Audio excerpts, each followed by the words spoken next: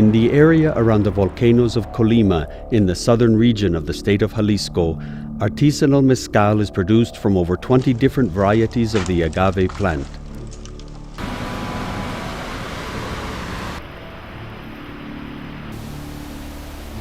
We are joined by Daniel Sisumbo and Patricia Colunga, two biologists from the Yucatan Center for Scientific Research who have made important discoveries concerning the origins of mezcal and tequila.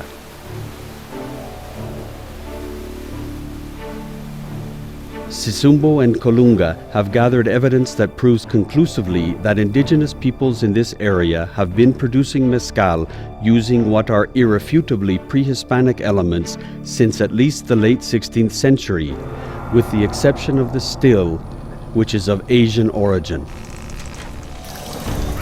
To demonstrate this, they can present botanical, toponymic, archaeological, ethnographic, and historical evidence, all of which suggests that distilling the fermented juice of agave plants did indeed originate in western Mexico, in the low basins of the Armeria, Ayuquila, and Coahuayana-Tuxpan river systems. This technology diffused widely through western Mexico, fomenting production of many types of mezcal, including tequila.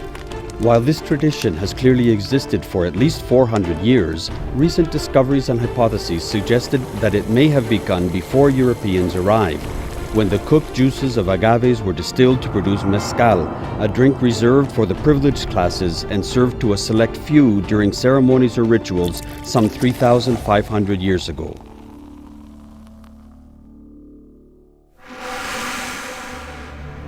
The word mezcal is of Nahuatl origin and refers to beverages distilled from agave plants.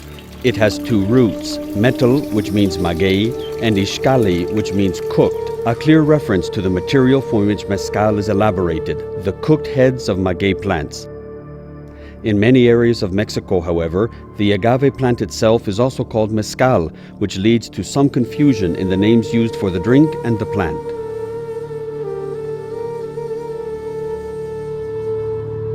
The genus agave is the largest in the family Agavaceae, with almost 200 species, of which 150 exist in Mexico and 116 of which grow only there.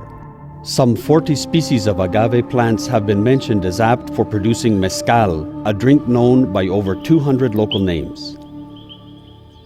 The so-called blue variety of agave tequilana Weber is the one most widely cultivated due to the enormous demand for the best known of all mezcals, tequila.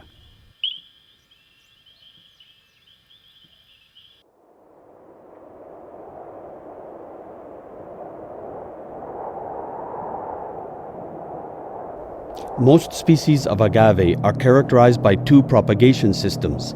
Sexual reproduction, which occurs at the end of their life cycle when mature plants, 5 to 12 years old, according to the variety, produce an enormous floral peduncle.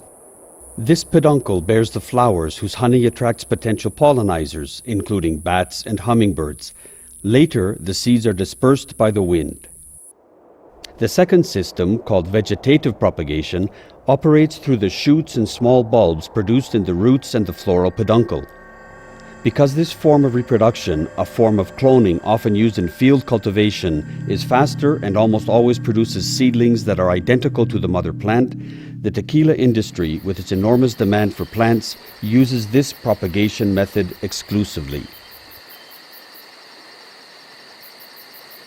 Researchers have attempted, unsuccessfully, to find wild populations of agave tequilana Weber in the Amatitan and Tequila valleys, in an effort to determine the origins of the first plantations of blue agave. In the 1980s, an American botanist named Scott Gentry suggested that the gene pool of this plant might have come from wild populations of the agave angustifolia Haw, which is found in southern Jalisco, specifically along the banks of the Tuxcacuesco River around Tecolotlan. Research by Drs. Sisumbo and Colunga has revealed that the richest sources of the agave plants used to produce tequila and other types of mezcal are found in the environs of the volcanoes of Colima. But this begs the question of whether diversity there is greater than that found in the Central Valleys of Jalisco, the most traditional of all tequila-producing areas. En las estribaciones de los volcanes de Colima encontramos y documentamos 24 cultivares locales de las especies agave angustifolia, agave rhodacantha y agave tequilana. Pero además en esta región no solo se encuentra el núcleo de mayor diversidad genética, sino que es el posible centro de origen de la domesticación de los agaves para producir los mezcales del occidente de México. Es el área donde se refugiaron antiguos productores de vino de cocos y posiblemente de vino mezcal, al ser prohibida su producción y comercialización en los valles de Colima. Estos productores o vinateros continuaron la producción de licores de manera ilegal para la corona española en las estribaciones de la cuenca media del río Armería. Iniciaron al mismo tiempo la selección de plantas productoras de mezcal a partir de la biodiversidad de agaves de la que disponían regionalmente. During their studies, Drs. Colunga and Sisumbo realized that the biodiversity of agaves in the area was not a natural occurrence. Rather, it was the product of an ancestral process of selecting and cultivating wild agaves carried out by indigenous groups. In the Pre-Hispanic period, selection was done with the aim of producing foods and fermented drinks. But towards the end of the 16th century, a new objective emerged, the production of distilled beverages.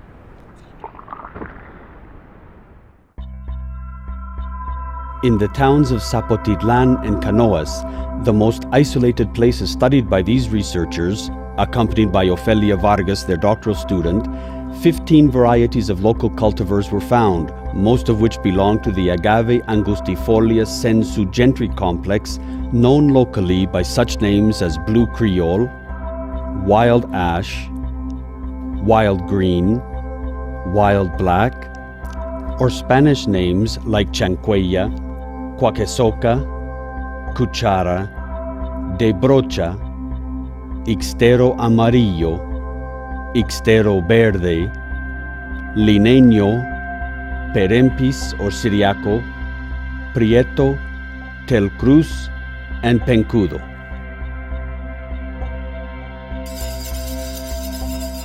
One producer, Macario Partida, cultivates 11 varieties in addition to raising cattle and growing traditional annual crops. Thus he maintains a veritable gene bank of traditional local varieties, the product of thousands of years of continuous human selection.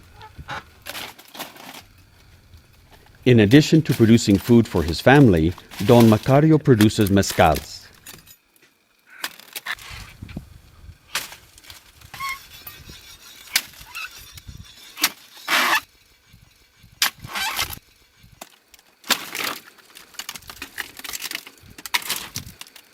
He often hikes around the volcanoes of Colima and Cerro Grande in the Sierra of Manantlan to search for wild agave populations.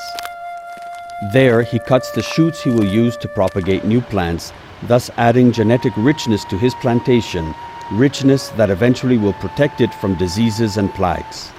Macario explained how he selects his agaves, pointed out those that produce the most savory mezcals, and how he reproduces and improves them by selecting the best individual plants. El criterio de sacarla es de que como ya le dije, es dulce, pues es muy bueno para el vino y da un vino muy sabroso con eso de ser silvestre ya de la peña, de la ladera, como que se lo toman con más gusto. Este vino sí está bueno. His selection criteria include sweeter juices and longer, juicier stalks that are more tender, less fibrous, and easier to mash, as well as precocious plants that produce more shoots and are more resistant to plagues, diseases, and foraging cattle.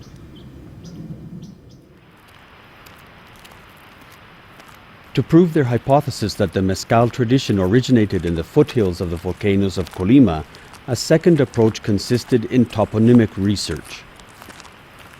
This study recorded the names of every locality that had some relation to the agave plant, its uses, or the products obtained from it, assuming that geographical names indicate the cultural and economic importance of plants for local inhabitants. Mezcatl or Mezcatl, the Nahuatl name for agave, Ixtle, the fiber produced by the plant, Mecatl, the rope made from agave fibers, and Taberna, the Spanish name for places where mezcal is distilled, were considered.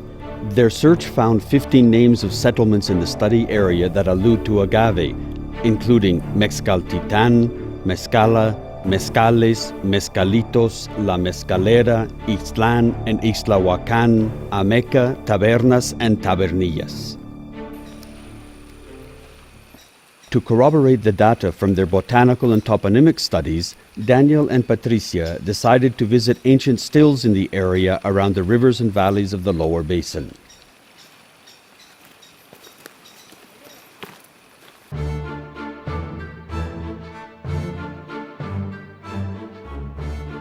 Encontramos restos arqueológicos que indican que estas tabernas estuvieron activas desde los inicios de la época colonial. Estos datos comprueban la gran tradición local de producción de mezcales, ya que localizamos y caracterizamos 38 destilerías llamadas localmente tabernas, 20 de las cuales estaban abandonadas. Descubrimos hornos de piedra, fermentadores y destiladores del tipo asiático. Estas evidencias refuerzan la hipótesis de que en esta región se inició la destilación de mezcales en el occidente mexicano.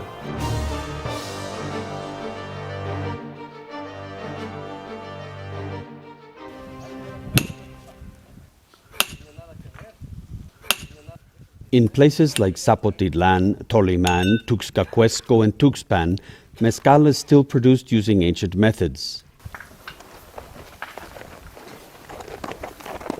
The richness of these production techniques constitutes a living tradition that in other areas of Jalisco and Mexico is but a distant memory, reduced to vestiges at archaeological sites and long abandoned ancestral stills.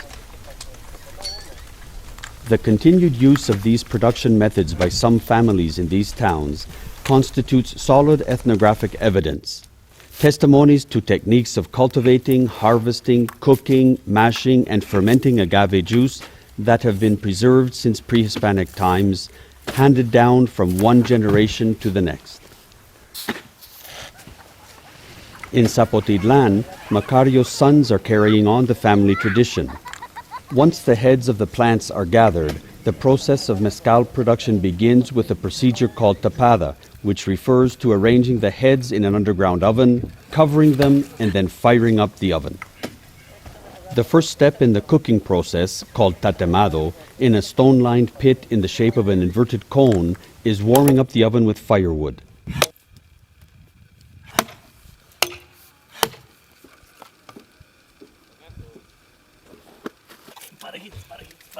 The logs must be arranged without spaces between them that would allow too much air to enter and burn them up too quickly.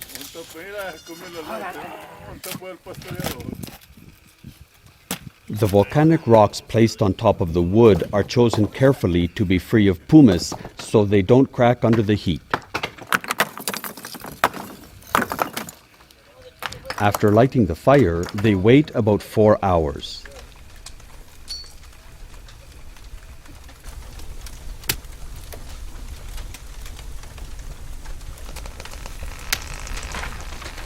Meanwhile, they split the heads of the mezcal plants, which are much harder than those of the blue agave. So they use wedges to split them in halves or quarters, depending on their size, as some may weigh 400 pounds or more. Once the rocks turn white from the heat, the split heads are carefully placed with the largest ones on the bottom.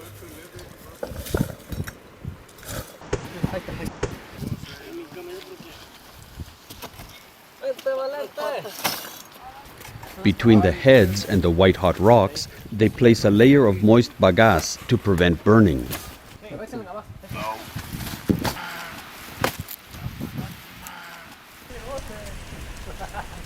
When they finish arranging all the pieces, they place another layer of bagasse to serve as a thermal seal. Next, they cover the contents with plastic sheets that have replaced the traditional sisal cloth. This prevents the heat from escaping. Finally, they cover the entire oven, which may hold 5 tons of agave heads, with dirt and leave its contents to cook over a slow fire for 3 days.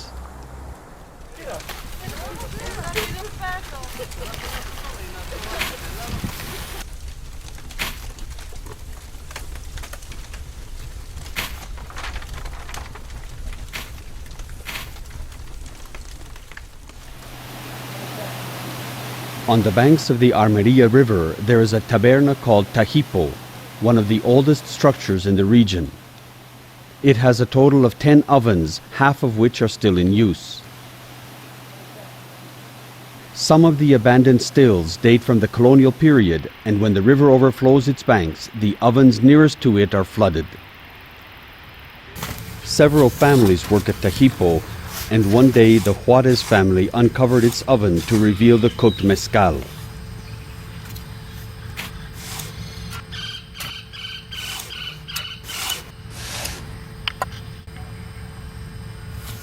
Those agave heads are rich in sugars, and pieces are sold as candy in some places. The next step is to mash the material from the heads in what locals call majaderas. These are structures made of stone designed to hold the heads while they are pulverized with a mallet or the back end of an axe. It is important to note that the mashing procedure is also ancient, as it began long before any Spaniard ever arrived in these lands. The purpose of mashing the heads of the agaves is to loosen up the fibers they contain. The mashed agave is transferred to a subterranean cistern or pit. Known locally as a pozo de peña, it is used throughout the region. Made of worked hardpan or stone, this fermentation tank with its watertight walls can hold as much as 265 gallons of liquid.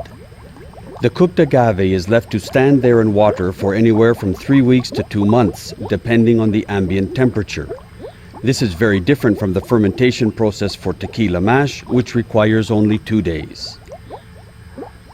The sugars in agave juice are consumed by yeasts and natural microorganisms that, in turn, produce ethanol and carbon dioxide gas. The result is a fermented liquid with an alcohol content of approximately 3 to 6 degrees.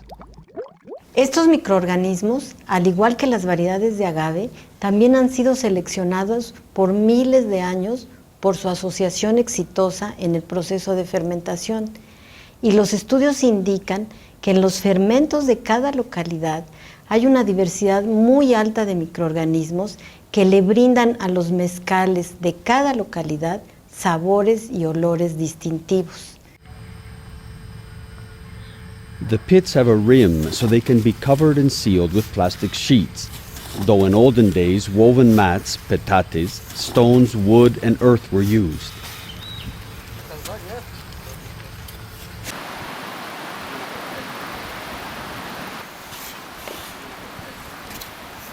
When the fermentation process finishes, the pits are uncapped and the tuba, as the fermented agave juice is called here, is extracted.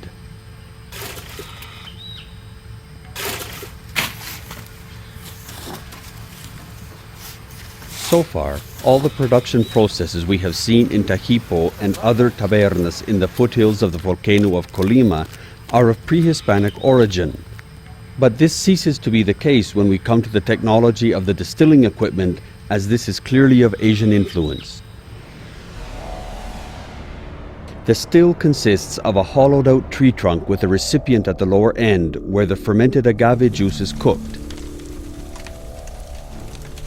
Since alcohol vapor is produced at a lower temperature than water vapor, it rises freely through the trunk until it hits the large copper vat filled with water in the upper section, which functions as a cooler that condenses the vapors upon contact.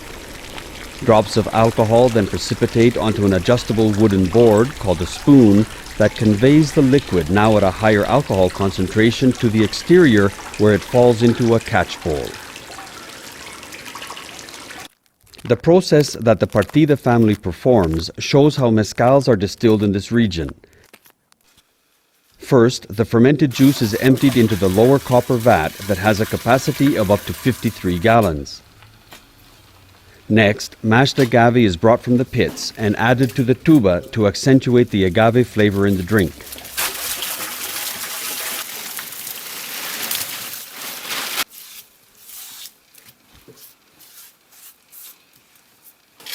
After that, it's time to set up the still. Firewood is put in the stove and lit to heat the fermented juice.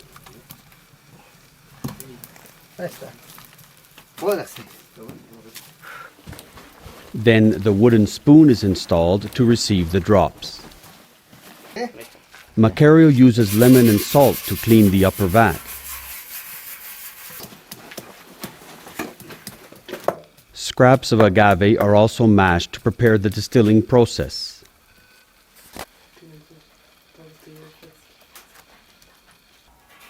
This vat is then placed on top.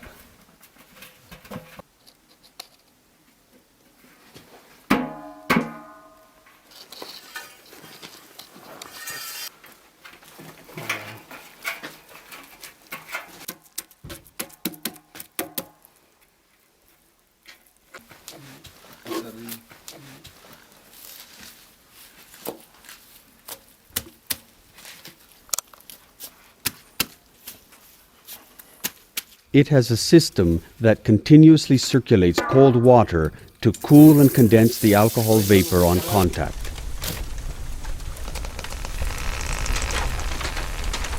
After a few minutes, the first distillation begins, and the process will soon be repeated.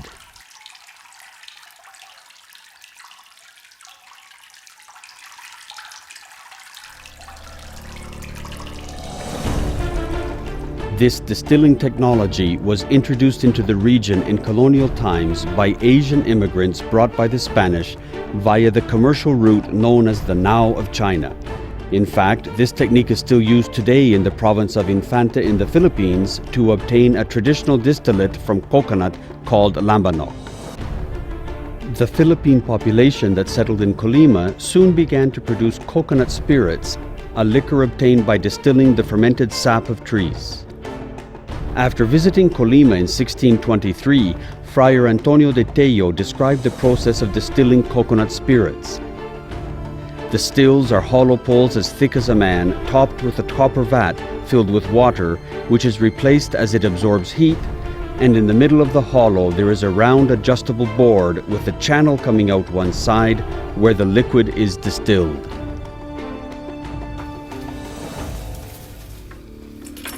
Clearly, Tello's description coincides perfectly with the trunk-based still used in Tahito to process the juice of cooked agaves. A chemist and cultural geographer named Henry Bruman was the first to notice the similarity between the stills with their external system for trapping the liquor that Filipinos used to make coconut spirits in the 16th century and those he found in Toliman, Tuxpan, Tuxcacuesco, and Bolaños in 1938. In his doctoral thesis written in 1940, Bruman proposed an original but radical hypothesis concerning the history of mezcal. He argued that the 400 years of history of this drink had begun in the 16th century when the indigenous population living in the foothills of the volcanoes of Colima first produced drinks fermented from agaves in a Philippine-style still. In 1977, another researcher, a geographer named Miley K. Walton, synthesized Bruman's work and then, based on his own discoveries, proposed a specific route for the diffusion of mezcal production technology from southern Jalisco to the Valley of Tequila and other regions of Mexico.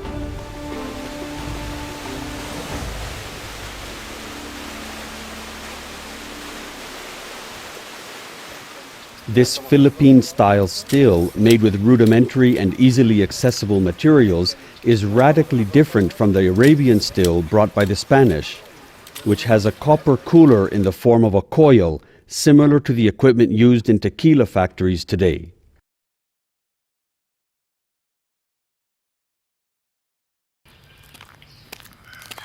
Colunga and Sisumbo realized that the key to proving these hypotheses was to trace the historical development of the Philippine still and document the route it followed through various regions of western Mexico to show that it had indeed arrived in the Valley of Tequila before its Arabian-style rival. Their search began in historical records and chronicles from the colonial period. The oldest bibliography and documents they found mentioned distillation of coconut spirits and indicated that the trunk-based still was adopted after mezcal distillation had begun.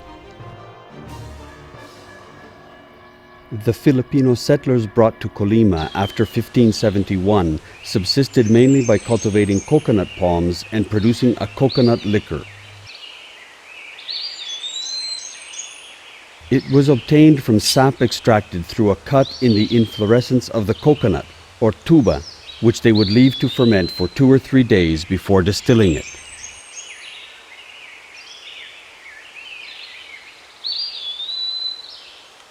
The term tuba reflects the technological relationship between its distillation process and that of the coconut fermented drink produced around Colima, also called tuba. By the year 1600, the process of distilling coconut liquor was fully established in Colima. One testimony to this is a document dated in that year and discovered in the municipal archives. It mentions that in this valley of Caxitlan, the Chinese Indians make spirits from coconuts to inebriate both the natural Indians in nearby towns and free Indians. Several records show that coconut liquor was in fact a distilled beverage. In 1612, for example, Juan de Polonte wrote that the drink called coconut wine is a corrupted term because what they extract is really spirits, though its elaboration requires artifices, a still and much labor. For that year, we know that 50 haciendas were producing some 61,000 gallons of coconut liquor a year.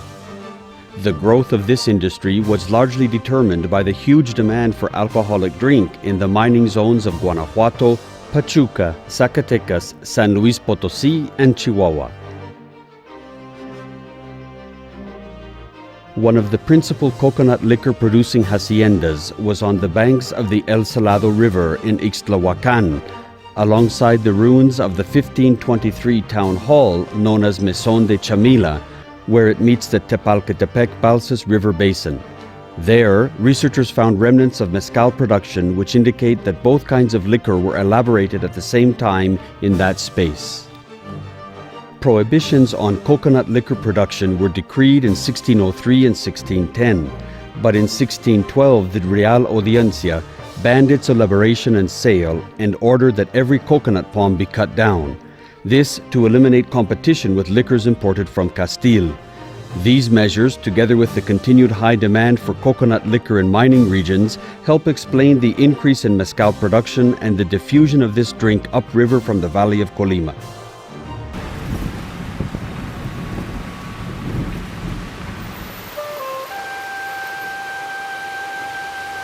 Turning to liquor made from mezcal plants, the oldest records in the region date to 1579.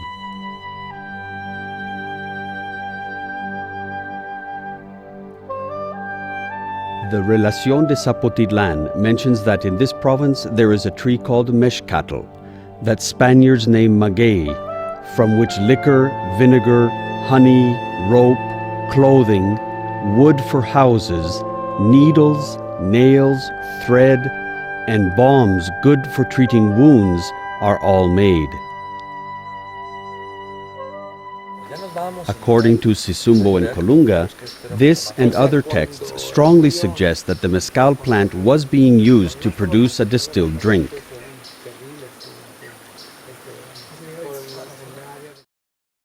Several documents from the early 17th century would seem to prove conclusive that when Spaniards spoke of mezcal, they were referring to a distilled drink. Recently, a document dated in 1616 was uncovered in the archives of the Archbishopric of Guadalajara. It contains the text of an order and decree that the tithe be paid on mezcal and maguey liquor in the province of Avalos in the south of the modern state of Jalisco. That they manifest and pay the tithe on the spirits that have been recently introduced, made from plants called mezcal and maguey, that Indians and Spaniards alike diligently strive to buy from one another, and from Indians who make said liquor for their own consumption and for sale.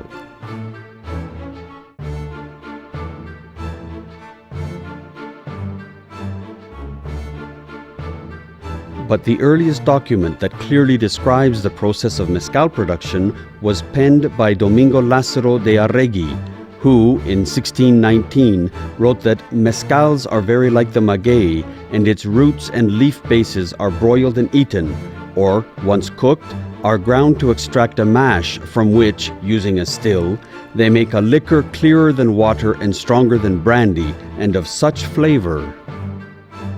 This friar went on to say that the spirits made from mezcal and fruits are not consumed in this valley of Jalisco, but only among the Indians of the coast and the Sierra of Nayarit.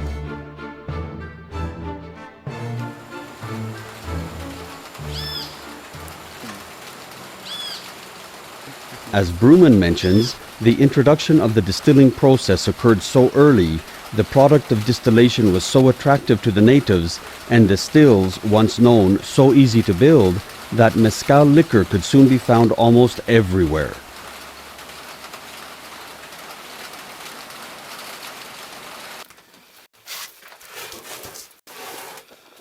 Both the compact and easy-to-operate Philippine-style still made from native materials and the underground fermenter that could be covered and sealed with stones and dirt allowed clandestine fermenting and distilling operations.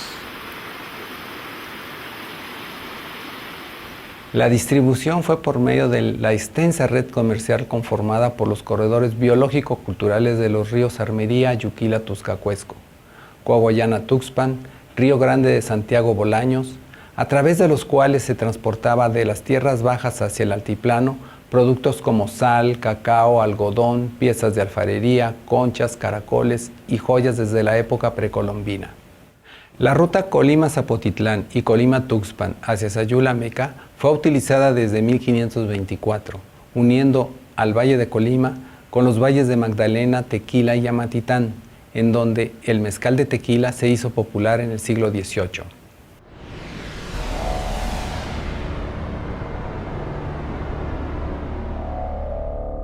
It appears that the Arabian still and other production methods brought by the Spanish, such as the circular mill or tajona, operated by draft animals, and masonry cooking ovens, were all later additions spurred by the growing demand for tequila that required the adoption of new mass production technologies.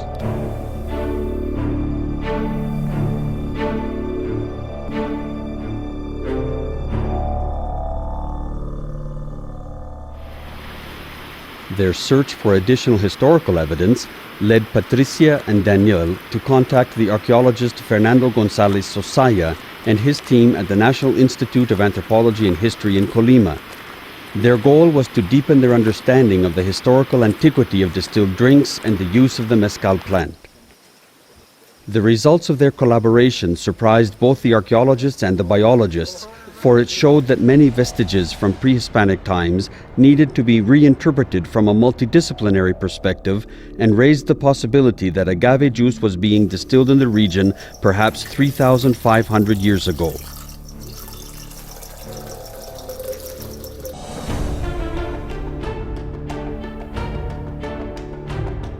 Long before the emergence of agriculture, the species of agave called mezcal was a basic food source for groups of hunter-gatherers in arid and semi-arid zones of pre-Hispanic Mexico, whose activities have left archaeological evidence from north of the Isthmus of Tehuantepec up to the Gila River in Arizona.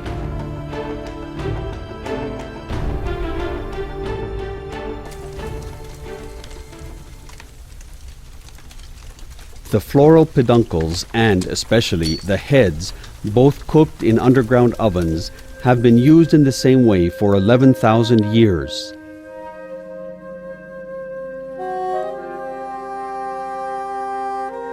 The oldest evidence was found by the archaeologist C. Earl Smith Jr. in the Gila Naquitz caves in the Tlacolula Valley, Oaxaca, in the form of remnants of mezcal plants, mostly cooked shoots and leaf bases that were apparently spit out after being chewed. When agriculture developed, many agave species continued to form part of the basic Mesoamerican diet, together with corn, beans, squash, and chili peppers. Indeed, they never lost importance as a staple foodstuff. Even today, the biologist Alondra Flores has documented agave as an ingredient in numerous regional dishes.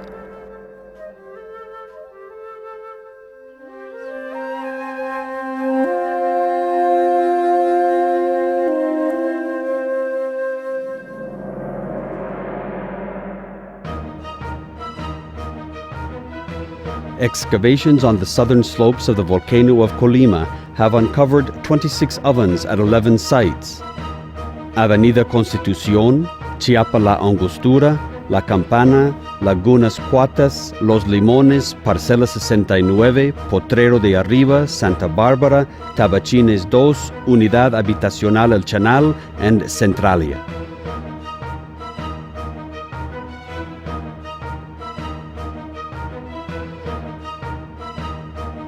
These sites range from small domestic units equipped with modest ovens to extensive areas where evidence of civil ceremonialism and very large ovens have been unearthed. These ovens are identical to those used by traditional artisans today. One representative habitational site where we can see the typical form of the ovens is Potrero De Arriba.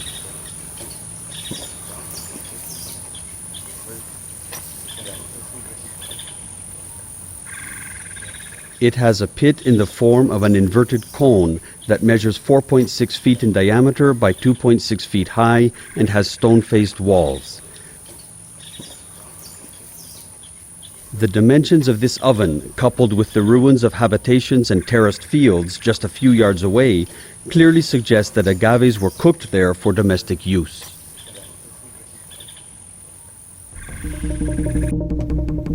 For a case of ovens in a ceremonial setting, we can look to the La Campana site. There, we find 11 ovens in the elevated section of a ceremonial area that has a 22-yard access stairway.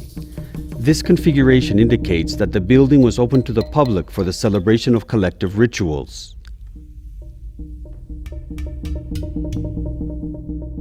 Two ovens have been excavated, and inside, researchers discovered ash and fragments of burned bone.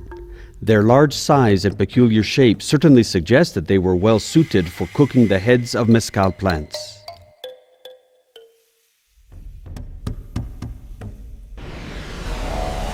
The rich agave culture of Western Mesoamerica and the importance of those plants for ancestral peoples are also reflected in pottery motifs. This finding surprised archaeologists because of their duration over time, which appears to span 1,500 years from the Ortices phase around 400 BC to the Chanal phase in the year 1100 AD.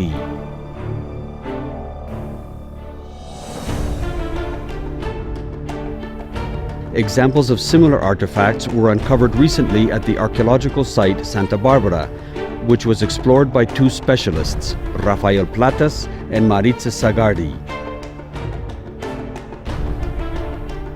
They found ceramic pieces with drawings of several varieties of agave, curiously only on the base.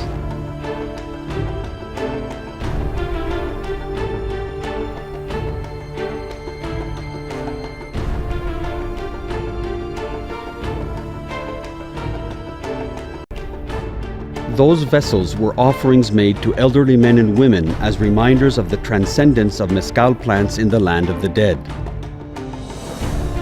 The biologists Sesumbo and Kalunga have conclusively identified the species represented on those relics.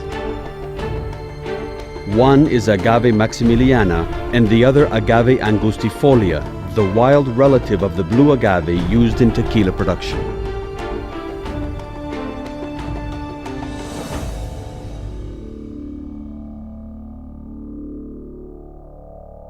Additional evidence of agave exploitation by ancient cultures in the valley of Colima appears on figurines and vessels molded in clay that portray the work of harvesting the plants. Other artifacts show cooked agave leaf bases on a plate, and in the center, a small pot that presumably contained the drink. Other funerary wares from that era also suggest consumption of ritual beverages. For example, scenes of couples drinking from cups that seem too small for pulque and have led researchers to speculate that perhaps they were consuming mezcal.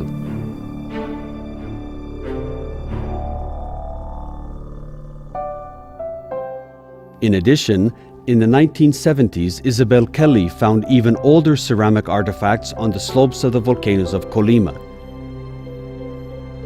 They are called capacha because the site where they were uncovered is close to the hacienda of that name. Studies of the pottery remains recovered have resulted in new hypotheses for understanding the distilling process in the region and its possible origins. In 1980, a dedicated student of ancient technology in eastern China, Joseph Needham and his colleagues, noted the similarity between the pottery steamer they saw as predecessor of the Mongol and Chinese stills that capture liquor internally and the pre-Hispanic vessels from Capacha called gourd and stirrup types, both of which date to a period some 3,500 years ago. Needham's hypothesis that the Capacha pieces were used for distillation stimulated the biologists Sisumbo and Colunga and the archaeologist Fernando Gonzalez to test this possibility by setting up an experiment. Sisumbo and Colunga believed that distilling technology could have evolved from Capacha ollas that were used to cook beans. Those pots had a smaller bowl that sat atop the lower piece. As the water in the upper bowl warmed up, it was poured back into the lower one to optimize the energy used to cook the beans and then refilled with cool water. The Capacha bean cooker had the same general form as a still in that the rising steam condenses on contact with the cold bowl above and precipitates back into the pot. The only piece missing was the catch bowl. The experiment was conducted using replicas of two Capacha vessels, one of the gourd type, the other of the stirrup or triffid type. Both pieces were made with clay from Colima and modeled by the expert potter Guillermo Rios, using the traditional pre-Hispanic techniques of ancient artisans.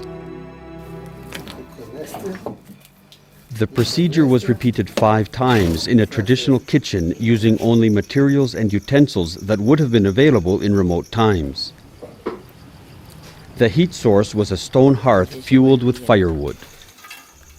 Researchers were aided by Margarita Rivera Nava, a local cook who helped maintain the intensity of the heat between 165 and 175 degrees Fahrenheit, and by Macario, the master mezcal producer who provided the agave ferment that was poured into the vessels.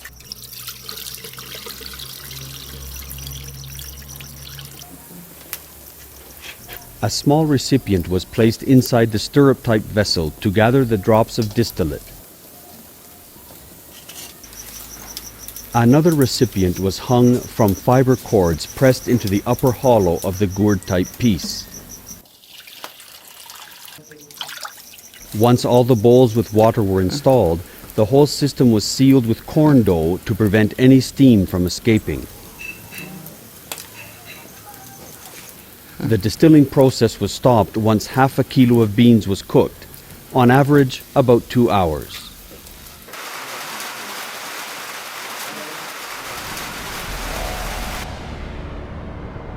The alcohol vapors rose through the hollow tubes of the stirrup-type vessel and upon contacting the water-filled clay cooler above, condensed and precipitated into the catch bowl.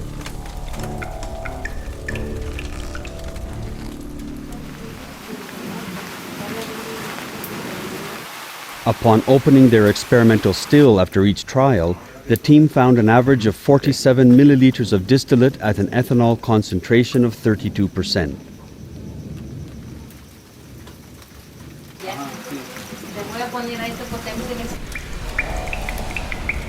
When the gourd-type vessel was used, the alcohol vapor also rose freely, condensed, and then dripped into the catch bowl suspended by the fiber cords.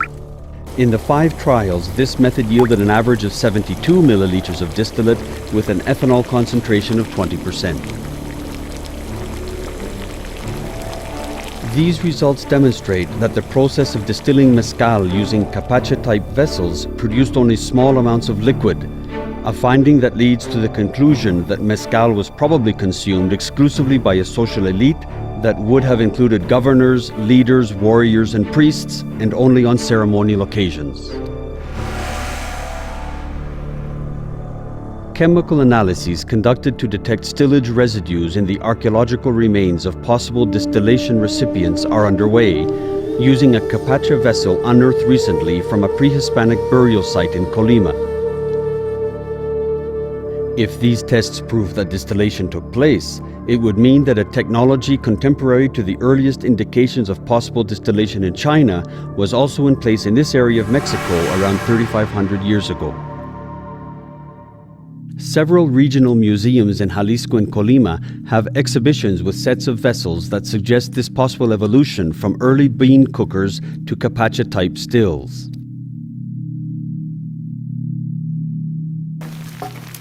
While cooking beans, it would have been easy for people to imagine the functioning of a proto-still, and on that basis, design more efficient models, culminating with the gourd-type capacha still.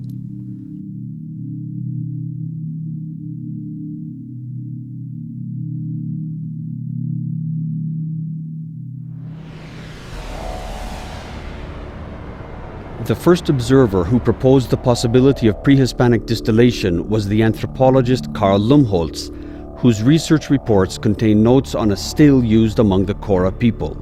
His description and accompanying photograph could well reflect a Philippine influence. However, the still that he saw when he visited the Huichol area was distinct, as it trapped the liquor internally, and the rustic nature of its parts suggests that it was of pre-Hispanic origin. Bruman refuted this possibility and insisted that the artifact was similar to Mongolian stills with an internal capturing mechanism. But in light of more recent inquiries, and especially if distillation can be demonstrated for the pre-Hispanic period, then simple geographic proximity would make it more likely that the Huichol model of the still developed from Mesoamerican influences and not Chinese ones. These findings also suggest the need for additional, more detailed studies of distillation technology among the Huichol.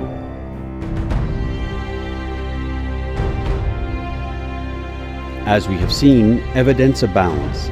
The great diversity of mezcal land races in the area, the plethora of place names related to those plants, their uses and mezcal production, the many ancient taverns found, some abandoned, others still in use, the cultural continuity of mezcal production based on technology of pre-Hispanic origin, except for the still, references in historical documents and colonial area chronicles, the ancestral tradition of cooking the heads of agaves in underground ovens, pottery with stylized designs of agaves, Comala-style vessels and figurines that portray both the gathering and cultivation of agaves, and the possibility of distillation in capacha-style vessels that are 3,500 years old. Taken together, these factors lead Patricia Colunga, Daniel Sisumbo, and Fernando Gonzalez to ponder the possibility that the origins of mezcal production in western Mexico lie in the low basins of the Armeria, Ayuquila, and Coahuayana-Tuxpan river systems, and on the slopes of the Colima volcanoes in southern Jalisco and northern Colima, and that those processes are antecedents of mezcal production in the Amatitan and Tequila valleys today.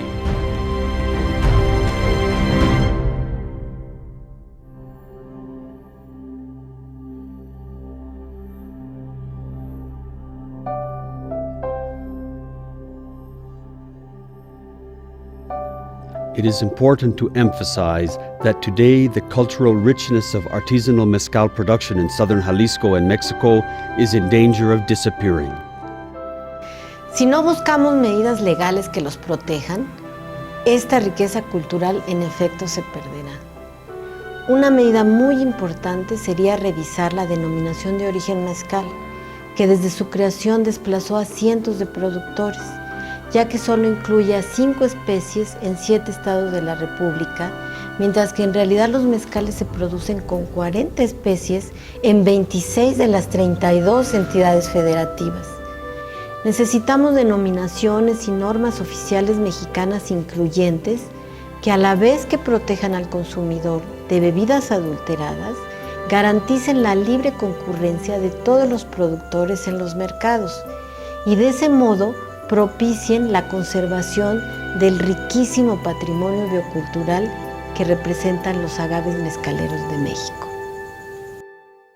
Aquí la perla es la que manda.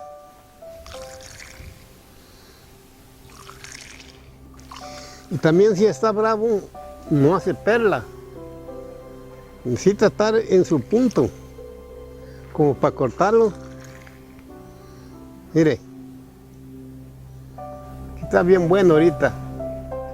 Today, traditional producers around the volcanoes of Colima and the Tuxtla-Cuesco-Armeria River Basin are prohibited from marketing their products under the label Mezcal. Therefore, they have begun the process of registering their own collective trademark and appellation of origin to allow consumers to identify the mezcals produced in this region.